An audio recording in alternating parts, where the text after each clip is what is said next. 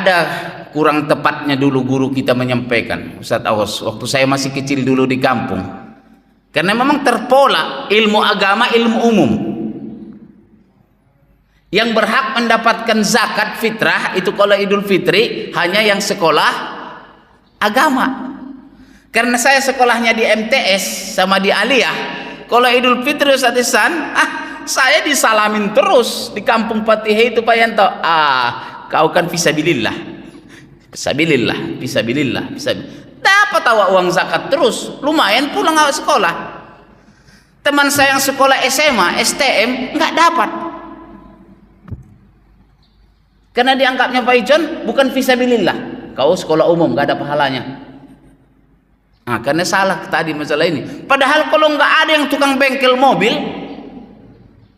rusak mobil, siapa yang memperbaikinya?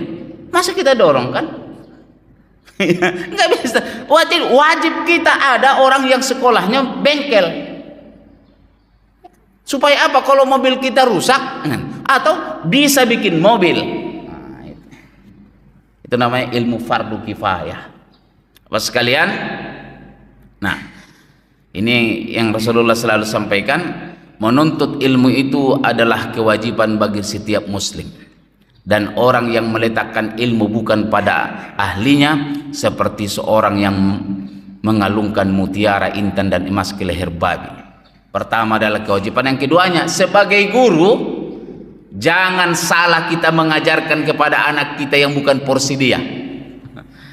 Baru lagi pula SMP kita ajarkan dia ilmu tasawuf. Ya Ustaz Awas ya, bagaimana ma'rifatullah itu kan, gimana aras gitu. Nah itu sama kita kalungkan dia mutiara di leher babi, tak ngerti dia, sayang. Malah nanti bisa-bisa kalau dulu di kampung kami itu Pak, kalau terlalu muda belajar ilmu tasawuf, tarekat, bisa stres dia, sampai nyari-nyari Allah katanya dibolak-balik. Kayaknya Allah itu ada di mana-mana, dibuka tikar kayaknya ada Allah di sini. Stres dia karena bukan pada tempatnya dia, bukan ahlinya dia di situ. Nah, poin yang ingin saya sampaikan kenapa hari ini adalah ini, yang 4 kategori yang selalu kita sebut-sebut, yang disampaikan oleh Al-Khalil bin Ahmad, wafat tahun 786 Masehi, dan ternyata dirujuk oleh Imam Al-Ghazali dalam kitab Ihya Ulumuddin. Bersyukur Pak, alhamdulillah, mohon doanya semua. Ananda Ihza sedang menyelesaikan S2-nya di Kairo. Dan saya jadi sekarang agak-agak muda Pak Ustadz Ihsan nih. Kalau kurang-kurang referensi kan kalau ini udah lama juga dapat tahu ini, ceritai perkataan ini. Cuma tak tahu saya di kitab apa ini.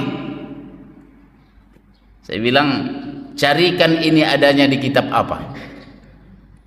Nah, dicarikanlah dan tolong tuliskan. Besok saya sampaikan di Masjid Raya. Ada 4 tipe manusia masalah soal ilmu ini. Qala al-Imam Abu Hamid Muhammad Al-Ghazali fi kitab Ihya Ulumuddin. Ini ditulis teksnya ini Pak, dari Khalil Ibnu Ahmad. Ar-rijalu arba'ah. Manusia itu ada 4 macam. Lama sekali saya dulu pernah udah dapat ini, tapi tak tahu saya karena baca buku-buku yang Indonesia. Di buku Pak Quraisy Shihab juga ada ini. Nah gitu ya. Yang pertama, kelihatan nggak itu Pak? Terbaca nggak? Terbaca Ustaz? Oh gedean di situ ya. Betul tuh. Nanti satu-satu kita ini. Rajulun yadri wa yadri annahu yadri, fadzalika alimun fattabi'uhu. Nanti kita jelaskan satu-satu.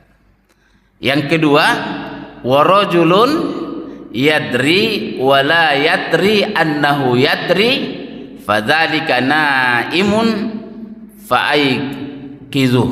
Zo itu ya Ustaz Awas ya, titiknya kurang ya, memang zo ya, fa'aikizuh, bangunkan. Iya, iya betul. Fa'ankizuh, tapi ya itu saya lihat deh. Iya.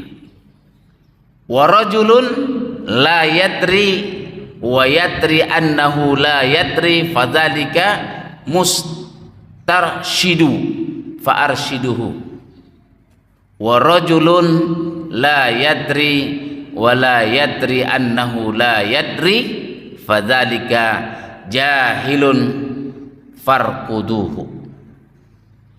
Saya bacakan. Dari dulu saya senang membaca ini gitu ya, uraiannya itu. Nah, mari Bapak sekalian, dan yang akan kita urai dalam tulisan ini sebenarnya nanti silakan dibaca yang nomor terakhir itu, Pak. Tak mau tahu. Nah, itu dari situ saya ambil ininya, tak mau tahu. Baik, yang pertama. Yang pertama adalah rajulun yadri wa yadri annahu yadri fadzalika alimun fattabi'uhu. Seorang yang tahu dan dia tahu bahwa dia tahu. Iya Pak ya, seseorang yang tahu dan dia tahu kalau dia tahu, ialah orang berilmu, maka ikutilah. Dia tahu dan dia tahu kalau dia tahu. Ada orang berilmu ini yang sebut dengan ulama itu Pak. Ini yang sebut dengan ulama, orang berilmu. Dan orang-orang macam inilah yang memang harus kita jadikan panutan. Cari guru. Saya selalu pesan Pak Bapak sekalian sama kita, harus punya guru. Setiap kita ini wajib punya guru. Dan harus bangga punya guru. Gitu. Harus bangga punya guru. Saya gurunya siapa?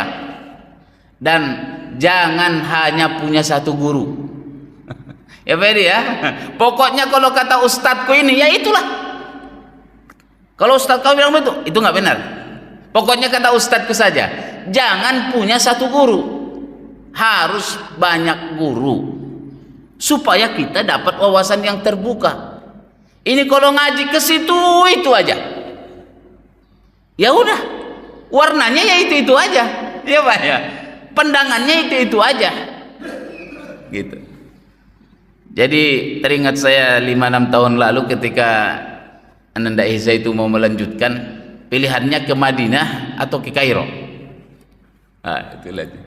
Saya bilang kalau kau ke Madinah dulu, di sana mazhabnya Hambali, dan itu yang jadikan mazhab resmi dari Arab Saudi, yaitu Wahabi itu.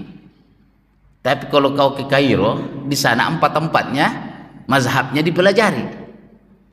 Jadi kau akan lebih luas wawasannya. Kecuali pondasi kau sudah kuat, pondasi keilmuan sudah kuat, belajar ke Mekah Madinah yang Wahabi atau Hambali, pulang-pulang tetap bagus pandangannya. Contohnya Profesor Dr. Ki Haji Agil Hussein Al-Munawar, S1, S2, S3-nya itu Pak di Madinah, tapi pulang tetap berkunut dia kan, tetap NU. Ki Haji Agil Sirat ya, Agil Sirat, mantan ketua PBNU, itu S1, S2, S3-nya di Ummul Qura Makkah, pulang-pulang ketua PBNU tetap. Dua orang ini saya pernah langsung mendengar, luar biasa mereka ini. Pak Agil Hussein Al-Munawar itu kebetulan masih dosen saya di dakwah dulu, masih sempat saya di Ciputat itu. Orang Arab aja kalah sama dia Pak. Jadi di Madinah itu Umtas Madinah juara 1 dia, Mr. Jaluk. Orang Arabnya kalah sama dia. Sama dengan Agil Sirat, pakai Agil Sirat di Mekah di Ummul Qura, juara 1 dia. Orang Arabnya lewat sama orang tuh. Hebat kali ulama kita itu, luar biasa. Coba orang Arabnya kalah sama dia, juaranya dia di situ. Tapi pulang tetap NU. Ini pulang tetap NU. S1, S2, S3. Ini baru S1 doang di Madinah, pulang-pulang semuanya kita sesat. Cuma dia doang yang lurus. Coba, cuma S1-nya aja di Madinah dan di Mekah. Rupanya mungkin tanggung kali ilmunya kan, tanggung. Yang S1, S2, S3 di sana pulang-pulang tetap saja dia NU. Tetap aja tahlilan dia. Wah, ini baru keren. Jadi saya bilang juga sama Ihza, kau kan pondasinya belum kuat, macam kayak Agil Hussein Al-Munawar. Nah, ke Kairo saja, pelajari 4 mazhab di sana. Kalau bisa nanti S2, S3 kau mau ke Madinah atau ke Mekah, nggak ada soal, karena kau sudah wawasannya udah luas. Ini penting Pak. Ini soal guru ya, soal berguru kita Pak. Maka bergurulah kita kepada banyak ulama.